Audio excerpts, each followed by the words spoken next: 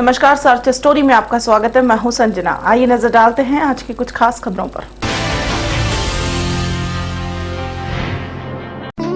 Wishing the citizen of India a happy Navratri, Dussehra and Deepavali festival. From management, principal, staff and student of this historic institution, PN Senior Secondary School outside Hall Gate, Amritsar. Phone number 0183255195. Pandit Beznath Senior Secondary School. Srinagar में प्रधानमंत्री नरेंद्र मोदी ने शनिवार को जम्मू कश्मीर के लिए 80,000 करोड़ रुपए का package का ऐलान किया है। प्रधानमंत्री नरेंद्र मोदी ने कहा कि इस मदद को पूर्ण विराम मत समझिए, ये सिर्फ शुरुआत है। श्रीनगर में प्रधानमंत्री नरेंद्र मोदी ने शनिवार को जम्मू कश्मीर के लिए 80,000 करोड़ रुपए के पैकेज का ऐलान किया। पीएम नरेंद्र मोदी ने कहा कि इस मदद को पूर्ण विराम मत समझिए, ये सिर्फ शुरुआत है। दिल्ली का खजाना आपके लिए खोल दिया है, दिल भी आपके लिए है। मोदी ने कश्मीर में पाकिस्तान की दखलबाजी और अलगाववादियों के बयानबाजी पर निशाना साधा। पीएम मोदी ने कहा कि कश्मीर पर किसी की सलाह की जरूरत नहीं है, वाजपेयी का नारा ही काफी है। कश्मीरियत, जमहूरियत और इंसानियत, हम इसे ही लेकर आगे बढ़ेंगे। कश्मीरियत के बिना हिंदुस्तान अधूरा है। राज्य के एक दिन के दौरे पर आए मोदी श्रीनगर के शेर-ए-कश्मीर क्रिकेट स्टेडियम में जनसभा में बोल रहे थे। सचिन सहवाग ने जम्मू कश्मीर के बने बैट से छक्के लगाए हैं, तो फिर यहाँ इंटरनेशनल क्रिकेट मैच क्यों नहीं होना चाहिए। पैकेज पर पीएम मोदी ने कहा कि कश्मीर के लिए 80,000 करोड़ का पैकेज दे रहा हूँ। कश्मीर के नौजवानों, हमें एक नया और आधुनिक कश्मीर बनाना है, इसे आप पूर्ण विराम मत समझिए, ये तो सिर्फ शुरुआत है।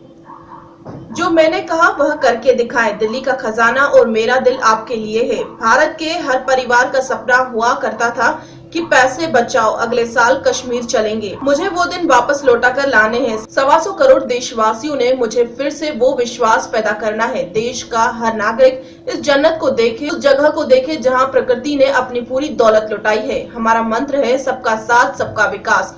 कोई कोना विकास से वंचित न हो। जन जन का विकास करना चाहते हैं। मैंने पहले दिन आकर के 1,000 करोड़ घोषित किया था। बाद में भी जैसी जरूरत पड़ी देते रहे और आज भी उस काम को पूरा करने में जम्मू कश्मीर सरकार के साथ दिल्ली कंधे से कंधा मिला करके चलेगा। ये मैं मेरे जम्मू कश्मीर के भाइयों बहनों को विश्वास दिलाता। लेकिन सिर्फ आंसू पोंछ ले, उसका घर ठीक कर ले, अब दुकान ठीक हो जाए, इतने से कश्मीर की बात बनती नहीं है।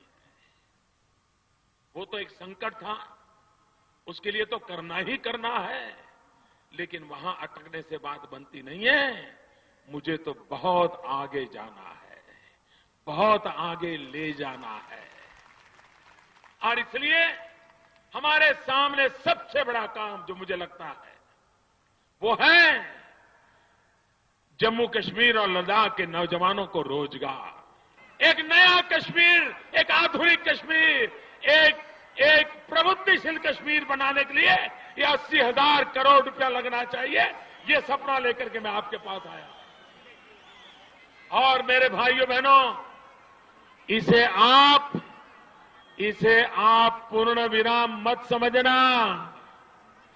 ये 80,000 करोड़ को पूर्ण विराम मत समझना, ये तो सिर्फ शुरुआत है।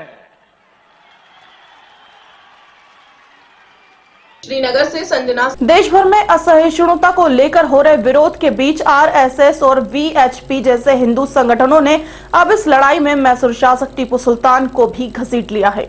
देश भर में असहिष्णुता को लेकर हो रहे विरोध के बीच आरएसएस और वीएचपी जैसे हिंदू संगठनों ने अब इस लड़ाई में मैसूर शासक टीपू सुल्तान को घसीट लिया है। कर्नाटक सरकार 10 नवंबर को टीपू सुल्तान की जयंती मनाने की तैयारी कर रही है, लेकिन संघ और दक्षिणपंथी संगठनों ने उन्हें सबसे बड़ा असहिष्णु शासक बताकर विरोध का ऐलान कर दिया है। कर्नाटका में सिद्धारमैया सरकार पहली बार टीपू सुल्तान की 265वीं जयंती मनाने की तैयारी कर रही है। 18वीं सदी में मैसूर के शासक रहे टीपू सुल्तान को आरएसएस ने सबसे इंटॉलरेंस शासक करार दिया है। इसके विरोध में आरएसएस और तमाम हिंदू संगठनों ने धरना प्रदर्शन करने का ऐलान किया है। विश्व हिंदू परिषद और बजरंग दल के इस विरोध को आरएसएस का भी समर्थन मिल गया है। संगठनों का कहना है कि राज्य के ज्यादातर लोग टीपू सुल्तान से नफरत करते हैं। कर्नाटका, आंध्र प्रदेश और तेलंगाना के संघ चालक वी नागराजन मुताबिक टीपू सुल्तान एक ऐसे शासक थे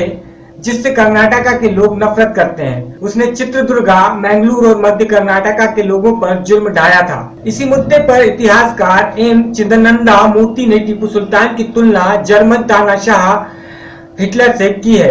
वही संघ संचालक नागराजन ने नेशनल अवार्ड लौटाने वाले लेखक, फिल्मकार और अन्य मशहूर हस्तियों को बौद्धिक रूप से असहिष्णुता करार दिया है। उन्होंने कहा है कि आरएसएस इसे बौद्धिक असहिष्णुता के रूप में देखता है। लेखकों में खुद असहिष्णुता है। बेंगलोर से सलीम खान। औरंगाबाद शहर में अल्ट्रासाउंड सेंटरों के खिलाफ डीएम के आदेश पर गठित जांच दल ने शुक्रवार से सीधी कार्रवाई आरंभ कर दी है। औरंगाबाद शहर में अल्ट्रासाउंड सेंटरों के खिलाफ डीएम के आदेश पर गठित जांच दल ने शुक्रवार से सीधी कार्रवाई आरंभ कर दी है। सीधी कार्रवाई करते हुए जांच दल के सदस्यों, वरीय उप समाहर्ता, सदर अस्पताल के उप अधीक्षक डॉक्टर तपेश्वर प्रसाद एवं डॉक्टर लालसा सिंह ने 4 अल्ट्रासाउंड सेंटरों पर छापेमारी की। जिन अल्ट्रासाउंड सेंटरों पर छापा मारा गया उनमें Mahavir hospital, doctor RS Gupta अस्पताल, तुवा अल्ट्रासाउंड एवं हेल्थ वर्ल्ड शामिल है। छापेमारी के दौरान जांच टीम के सदस्यों ने अल्ट्रासाउंड संचालकों के लाइसेंस, अल्ट्रासाउंड करने वाले चिकित्सक एवं तकनीकी कर्मी की योग्यता आदि के बारे में विस्तार से जांच की। जांच के बाद जांच टीम की प्रमुख सदस्यता वरीय उप समाहर्ता सीमा कुमारी ने बातचीत में स्वीकार किया है कि शहर में अल्ट्रासाउंड केंद्रों में संचालन में भारी पैमाने पर अनियमितता बरती जा रही है और प्रावधानों के विपरीत अल्ट्रासाउंड केंद्रों का संचालन किया जा रहा है। जांच अधिकारी ने कहा है कि गड़बड़ियों की बेहद बारीकी से जांच की जा रही है और गड़बड़ी करने वाले अल्ट्रासाउंड संचालक किसी भी सूरत में बख्शे नहीं जाएंगे, चाहे वह कितनी ही पहुंच एवं पैरवी वाले क्यों ना हो। उन्होंने कहा है कि जांच में पूरी तरह निष्पक्षता बरती जा रही है। कल से मैं जांच शुरू की हूँ। काफ़ी गड़बड़ियाँ हैं जो मैं जांच रिपोर्ट सबमिट करूँगी जांच करने के बाद डीएम सर को। अभी पूरे जिले का मतलब सदर औरंगाबाद का करना है जो मैं कर रही हूँ। औरंगाबाद से सत्यजीत कुमार। कटनी में माननीय प्रधानमंत्री नरेंद्र मोदी के निर्देश पर भाजपा द्वारा पूरे देश में साप्ताहिक स्वच्छता का अभियान चलाया जा रहा है। माननीय प्रधानमंत्री श्री नरेंद्र मोदी जी के निर्देश पर भाजपा द्वारा पूरे देश में साप्ताहिक स्वच्छता अभियान चलाया जा रहा था, जिसके चलते मध्य प्रदेश के कटनी में भी आज भाजपा के द्वारा शाम 4 बजे से स्टेशन परिसर में सफाई कर स्वच्छता अभियान चलाया। स्वच्छता अभियान के अवसर पर भाजपा जिला अध्यक्ष विजय शुक्ला और महापौर शशांक श्रीवास्तव ने भाजपा कार्यकर्ताओं के साथ स्टेशन परिसर में झाड़ू लगाई। वहीं दूसरी तरफ कटनी विधायक संदीप जायसवाल ने अकेले झाड़ू लगाकर स्वच्छता अभियान का समापन किया। स्वच्छता अभियान देश में चल रहा है। हमारे प्रधानमंत्री नरेंद्र मोदी जी के आह्वान पर स्वच्छता अभियान चालू है और विशेष अभियान के तहत हमारे भारतीय जनता पार्टी कटनी जिला निरंतर सफाई अभियान में जुटा है। भारतीय जनता पार्टी की तरफ से जिले के प्रभारी आशीष गुप्ता जी हैं। नगर निगम की तरफ से भी सफाई अभियान निरंतर चल रहा है, जिसमें महापौर जी उस सफाई अभियान में अग्रणी भूमिका निभा करके उसको कर रहे हैं। भारतीय जनता पार्टी के सफाई अभियान में विधायक जी, महापौर जी, प्रभारी भारतीय जनता पार्टी के सभी जिले के पदाधिकारी, नगर के अध्यक्ष और युवा मोर्चा के कार्यकर्ता सारे लोग इस सफाई अभियान में जुटे हैं। उसी के तहत आज ये स्टेशन के पास से सफाई अभियान था, जिसमें विधायक जी, महापौर जी, प्रभारी जिले के पदाधिकारी सारे कार्यकर्ता एकत्र होकर के सफाई अभियान में जुटे हुए। आज स्वच्छता अभियान के तहत स्टेशन रोड पर समस्त भारतीय जनता पार्टी के कार्यकर्ताओं द्वारा हमारे संगठन के जिलाध्यक्ष माननीय विजय शुक्ला जी और जिले के प्रभारी माननीय आशीष गुप्ता जी के नेतृत्व में यह सफाई कार्य किया गया है। मैं इसके पूर्व भी कई बार कह चुका हूँ और आज फिर इस बात को कहना चाहूँगा कि सड़कों पर हमारे झाड़ू लगाने से सफाई की समस्या हल नहीं होगी। एक संदेश है इसके पीछे और एक मानसिकता है कि लोगों की सफाई के प्रति लोगों में जागरूकता है। घर के अंदर सफाई रखने मात्र से बीमारियां दूर नहीं होंगी। अगर हम घर के बाहर ज़्यादातर समय रहते हैं और बाहर भी अगर सफाई नहीं होगी तो निश्चित रूप से हम कई तरह की बीमारियों से घिरेंगे। इसी बात को ध्यान में रखते हुए हमारे प्रधानमंत्री नरेंद्र मोदी जी ने पूरे देश में सफाई को लेकर विशेष अभियान चलाया है और आज चाहे विधायक हों, चाहे महापौर हों, चाहे सांसद हों, चाहे जिलाध्यक्ष हों, चाहे नगर के अन्य प्रतिष्ठित लोग हों, चाहे भाजपा का कार्यकर्ता हो, सभी लोग सड़कों पर निकलकर झाड़ू लगा रहे हैं। लोगों की एक झिझक खत्म होना चाहिए। ये नहीं कि अगर कचरा सड़क पर पड़ा है तो उसको उठा के कहीं डस्टबिन में रखने में हमें समस्या हो। लोग जागरूक हों और सफाई के महत्व को समझें। इस अभियान के पीछे मंशा यही है और उसी अभियान को लेकर हम लोग निकले हैं और जनता से अपील है कि सफाई के महत्व को समझें और छोटे छोटे से जगहों पर भी नियमित समय पर निश्चित तौर पर एक जगह पर कहीं कचरा रखा जाए ताकि नगर निगम के लोग उस कचरे को उठा सकें एक बार में, बार बार कचरा ना फैले। जैसे लोग घर के अंदर सफाई रखते हैं, घर के अंदर कचरा इकट्ठा एक जगह रखते हैं, वैसे ही बाहर उनका आचरण होना चाहिए। बस यही उद्देश्य है। धन्यवाद। कटनी से यश खरे की रिपोर्ट। बीते देर शाम मोगा जीरा रोड पर ट्रैक्टर की चपेट में आने से छात्रा की मौत हो जाने की सूचना मिली है। जानकारी के मुताबिक मृतक रुपिंदर कौर जीरा के नर्सिंग का कोर्स कर रही थी। बीती देर शाम मोगा जीरा रोड पर ट्रैक्टर की चपेट में आने से छात्रा की मौत हो जाने की सूचना मिली है। जानकारी के मुताबिक मृतक रुपिंदर कौर जीरा में नर्सिंग का कोर्स कर रही थी और उसकी शादी 1.5 साल पहले जीरा निवासी सुखविंदर सिंह के साथ हुई थी। शादी के बाद सुखविंदर अपने माता पिता से दहेज की मांग कर रहा था और इस बात को लेकर उनका मोगा की अदालत में केस भी चल रहा था।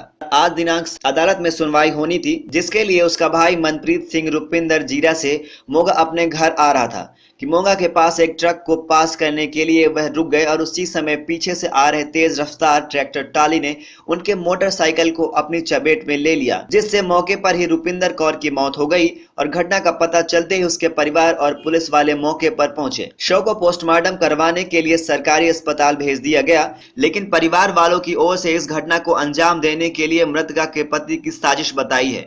हमारी टीम ने जब मौके पर दौरा किया तो उस समय घटना वाली जगह पर आज भी धान की पराली को जलाया जा रहा है। सर उनका 1.5 साल पहला ਵਿਆਹ ਹੋਇਆ ਸੀ ਜੀਰੇ ਦੇ ਵਿੱਚ, ਜੋ ਕਿ ਉਹਦੇ ਸਹੁਰਿਆਂ ਦੇ ਨਾਲ ਉਹਦਾ ਲੜਾਈ ਝਗੜਾ ਦਾ ਦਾਜ ਦੇ ਪ੍ਰਤੀ ਕੁੱਟਮਾਰ ਕਰਦੇ ਸੀ ਤੇ ਉਸ ਦਾ ਕੇਸ ਚੱਲ ਰਿਹਾ ਸੀ, ਜੋ ਕਿ ਅੱਜ 6 ਤਰੀਕ ਉਹਦੀ ਤਰੀਕ ਸੀਗੀ। ਉਸ ਲਈ ਉਹਨੂੰ ਮੈਂ ਉੱਥੇ ਕੱਲ ਜੀਰੇ ਤੋਂ ਲੈ ਕੇ ਆ ਰਿਹਾ ਸੀਗਾ ਤੇ ਰਸਤੇ ਦੇ ਵਿੱਚ ਇੱਕ ਟਰੱਕ ਚਾਲਕ ਜੋ ਕਿ ਗਲਤੀ ਨਾਲ ਮੁੜ ਰਿਹਾ ਸੀਗਾ, ਨਾ ਕੋਈ ਇੰਡੀਕੇਟਰ ਨਾ ਕੋਈ ਇਸ਼ਾਰਾ, ਤੇ ਉਹ ਮੋੜਨ ਲੱਗਿਆ ਤੇ ਮੈਂ ਇੱਕ ਸਾਈਡ ਤੇ ਆ ਕੇ ਰੋਕ ਲਿੱਤਾ ਤੇ ਇੱਕ ਪਿੱਛੋਂ ਟਰੈਕਟਰ ਆ ਰਿਹਾ ਸੀ ਜੋ ਕਿ ਤੇਜ਼ ਰਫ਼ਤਾਰ ਨਾਲ ਉਹਦੀ ਲਪੇਟ ਦੇ ਵਿੱਚ ਆ ਕੇ ਇਹ ਹਾਦਸਾ ਵਾਪਰਿਆ। ਕਾਰਨ ਕਿ ਮੈਨੂੰ ਕਿ ਯਕੀਨ ਹੈ ਜੀ, ਜੇ ਜਿਹੜਾ ਇਹ ਹਾਦਸਾ ਵਾਪਰਿਆ ਇਹ ਕਰਵਾਇਆ ਗਿਆ ਹੈ ਜੀਰੇ ਦੇ ਰਹਿਣ ਵਾਲਾ ਸਾਨੂੰ ਸੁਖਵਿੰਦਰ ਸਿੰਘ ਸਾਨੂੰ ਨਿਰਮਲ ਸਿੰਘ ਵੱਲੋਂ ਕਰਵਾਇਆ ਗਿਆ ਹੈ, ਜੋ ਕਿ ਇਹ ਟਰੱਕ ਨਾਲ ਮਿਲ ਕੇ ਹਾਦਸਾ ਕਰਵਾਇਆ ਗਿਆ ਹੈ। ਇਸ ਨੂੰ ਇਲਜ਼ਾਮ ਦਿੱਤਾ ਗਿਆ ਹੈ। ਬਾਅਦ ਦੇ ਵਿੱਚ ਇਸ ਹਾਦਸੇ ਦੇ ਬਾਅਦ ਉਸੇ ਐਟ ਅ ਟਾਈਮ ਮੌਕੇ ਤੇ ਮੌਜੂਦ ਸੀ, ਨਾਲ ਇੱਕ ਉਹਦੇ ਅਣਪਛਾਤਾ ਆਦਮੀ ਵੀ ਸੀਗਾ।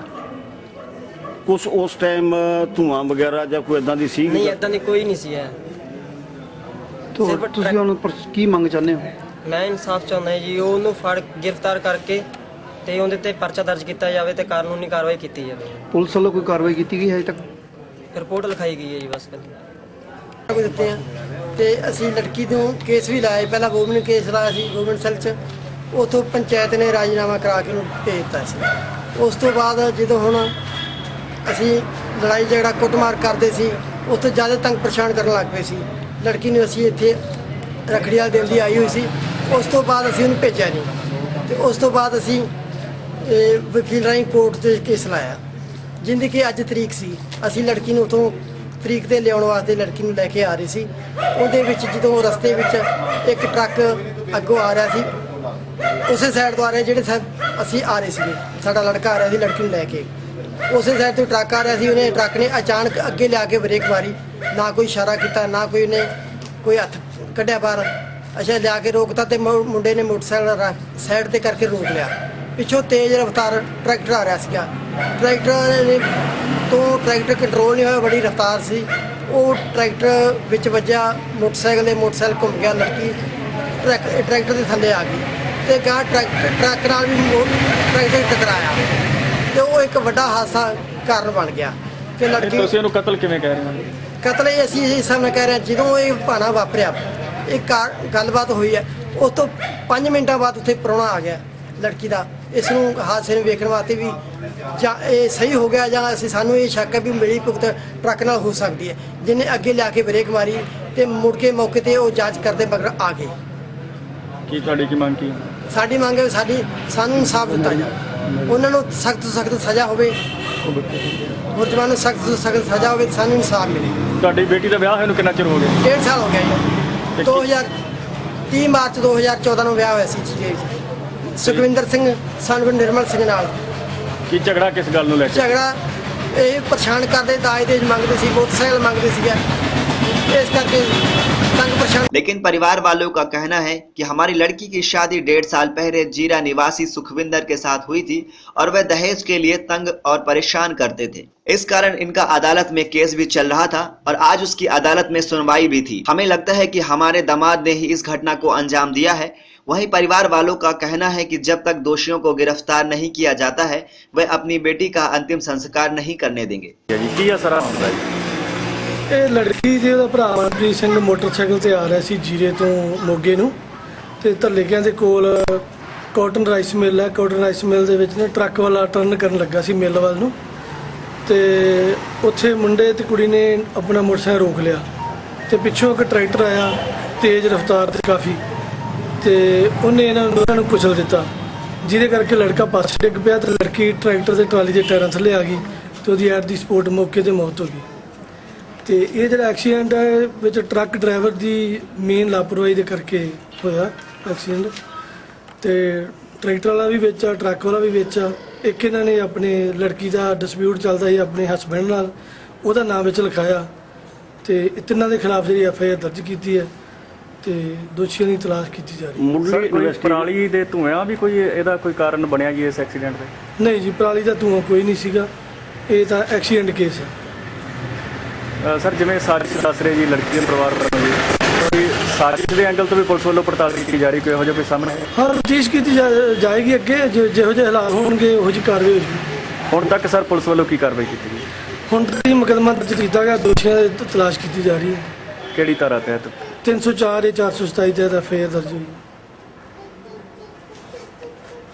मोगा से विपिन ओकारा की रिपोर्ट। जालंधर में चोरी की घटना पिछले कुछ दिनों से लगातार जारी है। जालंधर में चोरी की घटनाएं पिछले कुछ दिनों से लगातार जारी है। ताज़ी घटना थाना नंबर 8 के अंतर्गत आते होशियारपुर रोड में DS सैनिटेशन से घटित हुई है। यहाँ से चोर करीब 2.5 लाख रुपए का सामान व 15,000 की नकदी पर हाथ साफ कर गए।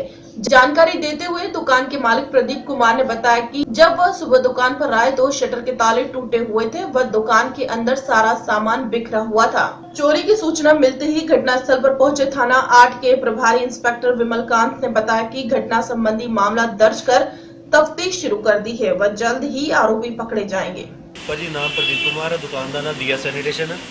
कल शाम को भाजी उन्हें दुकान बंद करके 8 बजे जिदा घर चले गए, ये भाई उन्हें दुकान से होंगे।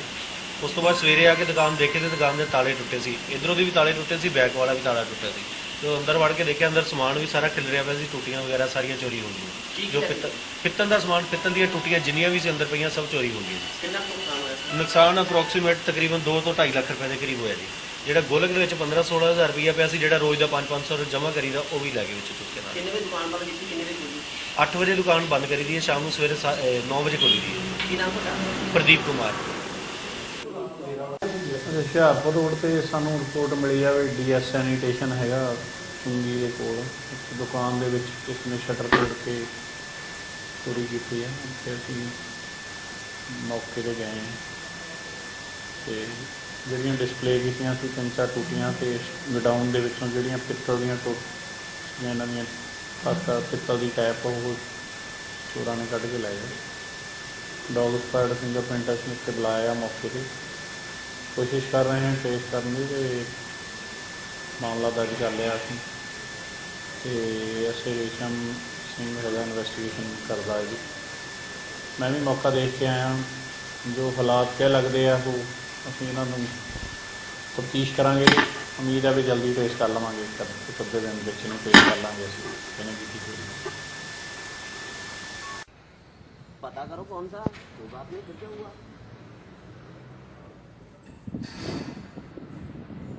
जलंधर से पवन कनौजिया। मोगा में चौक में बसों का इतना रश हो जाता है कि आए दिन कोई न कोई हादसा होता रहता है, लेकिन प्रशासन की ओर से इस ओर कोई ध्यान नहीं दिया जाता। मोगा में चौक में बसों का इतना रश हो जाता है कि आए दिन कोई न कोई हादसा होता है, लेकिन प्रशासन की ओर से इस ओर कोई ध्यान नहीं दिया जाता है। बस ड्राइवर चौक में बसें खड़ी कर ट्रैफिक का जमा लगा देते हैं। ताजा मामला आज उस समय हुआ जब 21 वर्षीय रमन कुमार चौक में प्राइवेट बस के पीछे खड़ा था और दूसरी ओर से तेज रफ्तार में रोडवेज की बस नंबर PB08 BA 9671 ने रमन कुमार को अपनी चपेट में ले लिया। लोग वहां खड़े तमाशा देख रहे, लेकिन किसी ने भी उठाने की हिम्मत नहीं की। और तो और वहीं से करीब 20 फुट की दूरी पर पुलिस भी खड़ी थी, लेकिन किसी ने उसे नहीं उठाया। तभी वहां पर कस्टमर फॉर्म के अधिकारी भूपिंदर कौर आई तो उसने किसी गाड़ी वाले की मदद से उसे अस्पताल पहुंचाया और अस्पताल पहुंचते पहुंचते उसकी मौत हो गई। भूपिंदर कौर ने बताया है कि वह थाना में गई थी, लेकिन किसी ने उसकी बात नहीं सुनी। वह रमन कुमार को प्राइवेट डॉक्टर के पास भी लेकर गई, उसने भी सरकारी अस्पताल ले जाने को बोल दिया, लेकिन उसकी कोशिश रमन कुमार को बचा नहीं सकी। थाना मुखी जसविंदर सिंह ने बताया है कि 21 साल रमन कुमार जो गालिब कला का रहने वाला है, वह करीब 10 दिन पहले यहाँ पर कंडक्टर की ट्रेनिंग लेने के लिए आया था और करीब 11 बजे वह बस चौक में प्राइवेट बस के पीछे खड़ा था और दूसरी ओर से रोडवेज की बस बड़ी तेज से आ गई और वह दोनों बसों के बीच में फंस गया और रमन कुमार की मौत हो गई। बस number PB08 BA 9671 Jalandhar depot की है। मामला दर्ज कर लिया गया है और आगे की कार्यवाही की जा रही है। बस ड्राइवर भागने में सफल हो गया है। मेरा नाम भुपिंदर कौर प्रीत है और मैं कंज्यूमर फॉर्म मोगा विखे पोस्टिंग है मेरी।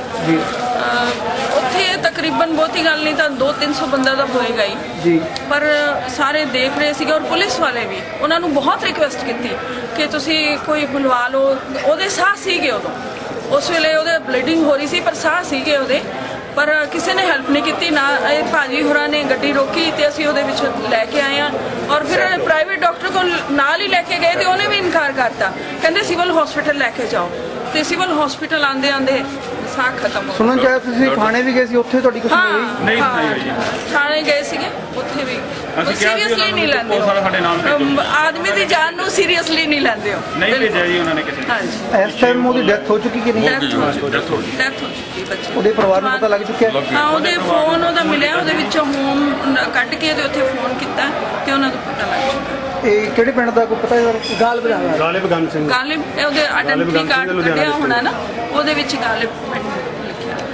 ਕਿੰਨੀ ਕੁ ਉਮਰ ਦਾ ਲੱਗ ਰਿਹਾ? ਉਮਰ 20-25 ਸਾਲ ਦਾ ਲੱਗਦਾ ਬੱਚਾ। ਅੱਜ ਇੱਕ ਰਮਨ ਕੁਮਾਰ ਨਾਮ ਦਾ ਲੜਕਾ ਜੋ ਗਾਲਿਬ ਕਲਾਂ ਦਾ ਰਹਿਣ ਵਾਲਾ ਡਿਸਟ੍ਰਿਕਟ ਲੁਧਿਆਣਾ ਦਾ, 21 ਸਾਲ ਦੇ ਕਰੀਬ ਉਹਦੀ ਉਮਰ ਹੈ। ਉਹ ਅੱਜ 10 ਦਿਨ ਪਹਿਲਾਂ ਜਿਹੜਾ ਇੱਥੇ ਕਨੈਕਟਰੀ ਦੀ ਟ੍ਰੇਨਿੰਗ ਜੋ ਲੈ ਰਿਹਾ ਸੀਗਾ, ਅੱਜ ਉਹ ਬੱਸ ਸਟੈਂਡ ਦੇ ਕਰੀਬ 10-11 ਵਜੇ ਦਾ ਟਾਈਮ ਸੀਗਾ, ਉੱਥੇ ਖੜਾ ਸੀਗਾ ਅਤੇ ਪਿਛਲੇ ਪਾਸੋਂ ਜਿਹੜੀ ਰੋਡਵੇ ਦੀ ਬੱਸ ਬੜੀ ਤੇਜ਼ ਰਫ਼ਤਾਰ ਤੇ ਸਪੀਡ ਨਾਲ ਆਈ। ਅੱਗੇ ਇੱਕ ਪ੍ਰਾਈਵੇਟ ਬੱਸ ਖੜੀ ਸੀ ਜਿਸ ਦਾ ਵੀ ਪਤਾ ਨਹੀਂ ਲੱਗਿਆ, ਉਸ ਕਰਕੇ ਉਹ ਬੱਸ ਜਿਹੜੀ ਆ ਕੇ ਇਹਦੇ ਵਿੱਚ ਲੱਗੀ। ਇਹ ਦੋਵੇਂ ਬੱਸਾਂ ਦੇ ਸੰਨ ਵਿੱਚ ਆਉਣ ਕਰਕੇ ਜਿਹੜੀ ਇਹਦੀ ਮੌਤ ਹੋ ਗਈ। ਜਿਹੜਾ ਬੱਸ ਦਾ ਨੰਬਰ ਹੈਗਾ PB08 9671 ਜੋ ਉਧਰ ਜਲੰਧਰ ਦਾ ਨੰਬਰ ਹੈਗਾ। मोगा से विपन ओकार। पंजाब में किसानों द्वारा जमीन में एक जैसी हर बार फसल बिजने से धरती की उपजाऊ शक्ति कम हो रही है और किसान को मुनाफा भी कम हो रहा है, लेकिन किसान का खर्चा हर साल बढ़ रहा है। पंजाब के किसानों द्वारा जमीन में एक ऐसी हर बार फसल बिजने से धरती की उपजाऊ शक्ति कम हो रही है और किसान का मुनाफा भी कम हो रहा है, लेकिन किसान का खर्चा हर साल बढ़ रहा है और वातावरण की अगर बात की जाए तो बहुत ही खराब हो रहा है। वहीं खेती बाड़ी वैज्ञानिक यह मानते हैं कि अगर धरती में हर साल फसल को बदल बदल कर बिजाई की जाए तो धरती की उपजाऊ शक्ति बढ़ती है और वातावरण भी शुद्ध रहता है। धान की कटाई के बाद किसान नई फसल को बिजने की तैयारी करता है और धान की पराली को आग लगाकर जमीन को तैयार करने में जुट जाता है, लेकिन किसान यह भूल जाता है कि आग लगाने के बाद धरती की उपजाऊ शक्ति कितनी कम हुई और वातावरण की तो बात ही अलग है। इन सब से निकलने के लिए खेतीबाड़ी विभाग द्वारा किसानों को धान की कटाई के बाद आलू की फसल बीजने के लिए बेड प्लांटेशन की तकनीक के बारे में बताया जा रहा है, जिससे एक तो धान की पराली को आग लगाने की जरूरत नहीं पड़ती और पानी भी कम देना पड़ता है, और सबसे बड़ी बात धरती में उपजाऊ शक्ति बरकरार रहती है, क्योंकि धान की पराली खाद का काम करती है और आलू की फसल की पैदावार भी ज्यादा होती है और किसानों को तीसरी फसल का मुनाफा कम मेहनत करने से मिल जाता है और धान की पराली की आग के धुएं से जो बीमारियां होती हैं उनसे भी बचा जा सकता है। इसी तरह किसान सब्जियां और दालें पैदा कर फसली चक्र से निकलकर अलग अलग तरह की फसल की कष्ट कर सकता है। इस बारे में जगमोहन सिंह किसान ने बताया कि इस बार उन्होंने धान की पराली को आग नहीं लगाई और जमीन को बेड प्लांटेशन की तकनीक से तैयार किया है और अब नई तकनीक द्वारा आलू की बिजाई की जा रही है और इस तरीके से हमें अच्छी फसल होने की उम्मीद है और इस बार मुनाफा भी ज्यादा होगा। सबसे बड़ी बात, जो आग के धुएं से वातावरण खराब होता है वह भी शुद्ध रहेगा। जरूरत है पंजाब के किसानों को जागरूक होने की और भारत सरकार द्वारा लाई जा रही बिजाई की नई तकनीकों को अपनाने की, ताकि पंजाब के किसान खुशहाल और आत्महत्या करने को मजबूर न हो। ਜਾਣਕਾਰੀ ਜਿਹੜੀ ਇਹ ਮਸ਼ੀਨ ਹੈ ਮੈਂ ਮੇੜ ਤੋਂ ਤਿਆਰ ਕਰਵਾਈ ਹੈ। 72 ਇੰਚ ਦੇ ਬੈੱਡ ਦੇ ਉੱਤੇ 5 ਰੋ ਇਹ ਲੈਣਾ ਲਾਉਂਦੀ ਹੈ। ਪਿਛਲੇ ਸਾਲ ਜਿਹੜਾ 36 ਇੰਚ ਤੇ 2 ਲੈਣਾ ਸੀਗੀਆਂ, 72 ਇੰਚ ਤੇ 5 ਲੈਣਾ ਕੀਤੀਆਂ।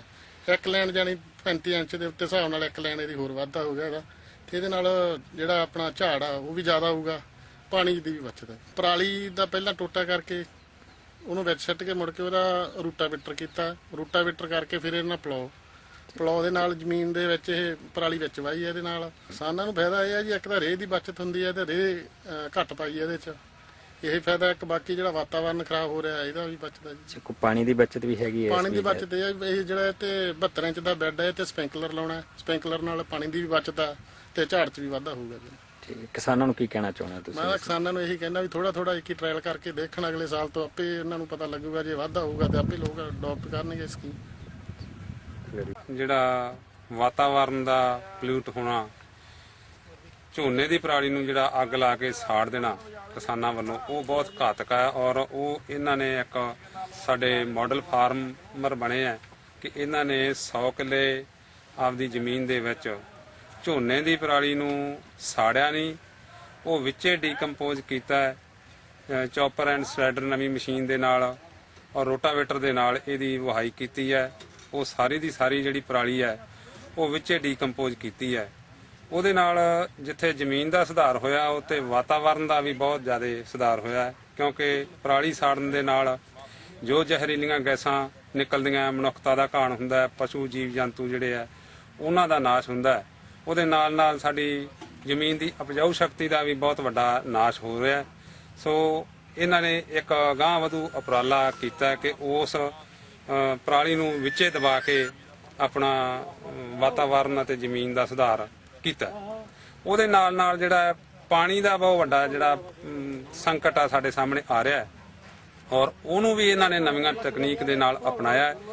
ਇਹ ਤਕਨੀਕ ਪਿਛਲੇ ਸਾਲ ਵੀ ਇਹਨਾਂ ਨੇ 100 ਏਕੜ ਆਪਣੇ ਰਕਬੇ ਦੇ ਵਿੱਚ ਕੀਤੀ ਸੀ, ਔਰ ਐਤਕੀ ਵੀ ਜੋ ਆਪਾਂ ਹੁਣ ਆਲੂਆਂ ਦੀ ਬਿਜਾਈ ਦੇਖ ਰਹੇ ਹਾਂ ਬੈੱਡ ਪਲਾਂਟੇਸ਼ਨ ਦੇ ਨਾਲ ਜਿੱਥੇ ਪਾਣੀ ਦੀ ਬਚਤ ਹੁੰਦੀ ਆ, ਉੱਥੇ ਸਾਡੀ ਫਸਲ ਦੀ ਗੁਣਵੱਤਾ ਅਤੇ ਉਹਦੇ ਝਾੜ ਦੇ ਵਿੱਚ ਵੀ ਵਾਧਾ ਹੁੰਦਾ ਹੈ। ਪਿਛਲੇ ਸਾਲ ਅਸੀਂ ਬੈੱਡ ਪਲਾਂਟੇਸ਼ਨ ਟੈਕਨੀਕ ਨੂੰ ਪ੍ਰਮੋਟ ਕੀਤਾ, ਇਹਨਾਂ ਨੇ ਵੀ ਬੈੱਡ ਪਲਾਂਟੇਸ਼ਨ ਦੇ ਨਾਲ ਆਪਣੇ ਆਲੂਆਂ ਦੀ ਫਸਲ ਨੂੰ ਕਾਸ਼ਤ ਕੀਤਾ, ਔਰ ਇਸ ਸਾਲ bed plantation plus sprinkler irrigation ਨੂੰ ਅਸੀਂ ਅਡਾਪਟ ਕਰਨ ਜਾ ਰਹੇ ਹਾਂ ਕਿ ਪਾਣੀ ਜਿਹੜਾ ਹੈਗਾ ਘੱਟ ਤੋਂ ਘੱਟ ਵਰਤਿਆ ਜਾਵੇ। ਉਹਦੇ ਨਾਲ ਅੱਜ ਜੋ ਬੈੱਡ ਪਲਾਂਟੇਸ਼ਨ ਤਕਨੀਕ ਦੇ ਵਿੱਚ ਆਲੂਆਂ ਦੀ ਕਾਸ਼ਤ ਹੋ ਰਹੀ ਹੈ, ਬੜੀ ਵਧੀਆ ਬਿਜਾਈ ਹੋ ਰਹੀ ਹੈ, ਜਿਹਦੇ ਨਾਲ 72 ਇੰਚ ਤੇ ਆਲੂਆਂ ਦਾ ਜਿਹੜਾ ਹੈਗਾ ਬੈੱਡ ਬਣਦੇ ਆ, ਔਰ 5 ਜਿਹੜੀਆਂ ਰੋਜ਼ ਆਲੂਆਂ ਦੀਆਂ ਉਹ ਲੱਗਦੀਆਂ, ਔਰ ਉਸ ਤੋਂ ਬਾਅਦ ਇਹਦੇ ਤੇ ਸਪ੍ਰਿੰਕਲਰ ਫੁਆਰਾ ਸਿਸਟਮ ਦੇ ਨਾਲ ਜਿਹੜੀ ਹੈ ਪਾਣੀ ਦਿੱਤਾ ਜਾਣਾ ਹੈ, ਜਿਹੜਾ ਕਿ 75% ਤੋਂ ਵੱਧ ਪਾਣੀ ਦੀ ਬਚਤ ਹੋਊਗੀ।